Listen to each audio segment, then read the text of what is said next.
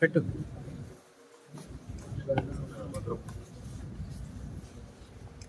ఇలా ఒక్కొక్కరికి చుట్టుపోతే టైం సరిపోతుంది.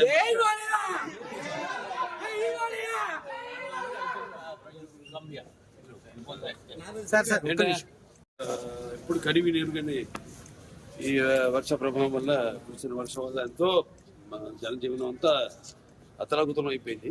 ఇక్కడ ఈ ప్రాంతం అంతా కూడా విజయవాడ అటు గుంటూరు. సో మనం కూడా చెప్పడం జరిగింది 50 సంవత్సరాలు పూర్తి చేసుకున్న సందర్భంలో ఇట్లా నాన్నగారి నుంచి కూడా ఎలా ఆయన ఎప్పుడు ఎటువంటి విపత్కర పరిస్థితి వచ్చినా రాష్ట్రాలకి, అంటే ఇప్పుడు ఆంధ్ర తెలంగాణ కాబట్టి ఏ రాష్ట్రం అయినా ప్రాంతాలు వేరైనా మన అంతరంగాలు ఒకటేనన్నా, యాసలు వేరుగా ఉన్నా మన భాష తెలుగు భాష అలా అన్నింటినీ కలిపారు ఎన్టీ రామారావు.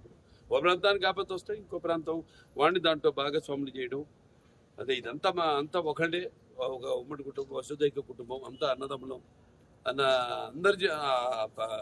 అందరిని ప్రభావితం చేసి వాళ్ళని అందరినీ ఆదుకునేలా, అలాగే మేము కళాకారులు ఆయన్నే ఆదర్శంగా తీసుకుని అప్పటి నుంచి అంటే నేషనల్ డిఫెన్స్ ఫండ్ కానివ్వండి, లేకపోతే మన ఉప్పెన కానివ్వండి దివిసీమలో, లేకపోతే మన వేరే రాయలసీమ క్షామ నివారణ కోసం అయితేనేమి ఆయన అప్పుడు జోలి బట్టి మిగతా ప్రాంతాలన్నీ తిరిగి ఆయన అడుక్కోవడం జరిగింది డబ్బు. అలా అందరిలో కూడా మన తెలుగు వాళ్ళకి ఒక ప్రత్యేకత, అందరినీ ఒక ఎటువంటి మనకు భేదాలు ఉన్నా అవన్నీ కూడా అంటే మేము ఉంటాం యూనిటీ డైవర్సిటీ, అంటే పార్టీలకి కానీ ఎటువంటి కులాలకు కానీ ఎటువంటి లేకుండా అందరూ వాళ్ళ సోదరులకి, వాళ్ళ పక్కింటి వాళ్ళకి, వాళ్ళ బంధువులకి జరిగిన నష్టంలా భావించి ఎప్పుడు ఎల్లప్పుడూ. అలాగే చంద్రబాబు నాయుడు గారు, మా కళాకారులు అందరూ స్పందించారు. కూడా సిద్ధు జొన్నలగడ్డ గారు అయితేనేమి, లేకపోతే ప్రో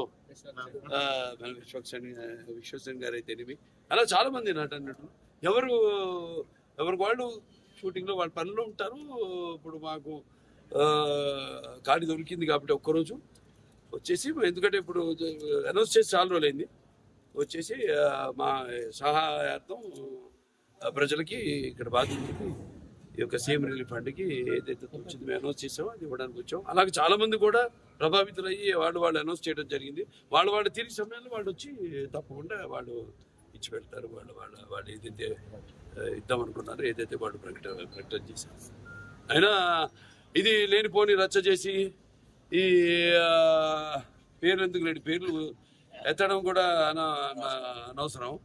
ఏదో ఎంత హాస్యాస్పదం అంటే ప్రభుత్వం సృష్టించిందట ఈ వరదకి, అంతకంటే హాస్యాస్పదం అంటే అదే అడిగితే ఏం మాట్లాడాలి మాకు తెలియదు. మనకు తెలుసు వాళ్ళ గురించి ఏం మాట్లాడాలో, ఏం మాట్లాడకూడదు. అది దీంట్లో సహాయం అందించిన చాలా మంది ఉన్నారు. అక్షయ్ వాళ్ళు ఉన్నారు, భోజనాలన్నీ అందరు కూడా ఇప్పటిదాకా 10 లక్షల ప్యాకెట్లు, వాళ్ళ రోజుకి 2 లక్షల ప్యాకెట్లు వాళ్ళు కూడా ప్రభుత్వ సహాయ సహకారాలతో వాళ్ళు కూడా మంగళగిరిలో ఈ వంటగది పెట్టి వాళ్ళు అందరూ కార్యకర్తలు అయితేనేమి, నాయకులు అయితేనేమి, అందరూ కూడా దీన్ని ఒక విపత్తు దీని కింద కెలామిటీ కింద కేంద్ర ప్రభుత్వం దాన్ని గుర్తించి సహాయ సహకారాలు అందిస్తుంది ముందు.